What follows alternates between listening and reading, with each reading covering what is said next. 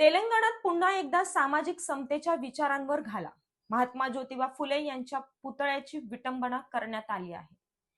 हैदराबाद जवळील संगारेड्डी जिल्ह्यातील तेल्लापूर गावात समाजकंटकांनी महात्मा फुले यांचा पुतळा विद्रूप करण्याचा प्रयत्न केला.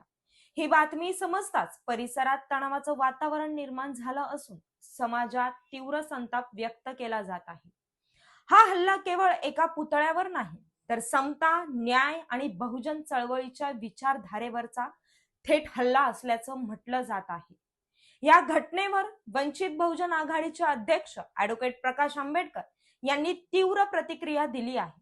आपल्या सोशल मीडिया पोस्टद्वारे त्यांनी या प्रकरणामागे थेट RSSचा हात असल्याचा आरोप केला आहे.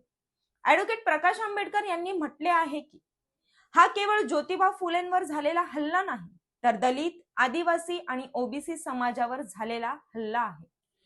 त्यांनी पुढे म्हटले आहे की RSSला महात्मा फुले, सावित्रीबाई फुले आणि डॉक्टर बाबासाहेब आंबेडकर यांची विचारधारा नको आहे. त्यांना फक्त मनुवाद आणि ब्राह्मणवादावरच प्रेम आहे. या घटनेनंतर त्यांनी तेलंगणाचे मुख्यमंत्री रेवंत रेड्डी यांना टॅग करत थेट सवाल केला आहे. तुमच्या राज्यात अशा घटना वारंवार का घडत आहेत? तुम्ही हात बांधून गप्प का बसला आहात? हा देश फुले, शाहू, आंबेडकरांच्या विचारांनीच चालेल, मनुवादाने नाही. RSS मुर्दाबाद, मनुवाद मुर्दाबाद असे म्हणून ॲडव्होकेट प्रकाश आंबेडकर यांनी या घटनेचा तीव्र निषेध केला आहे.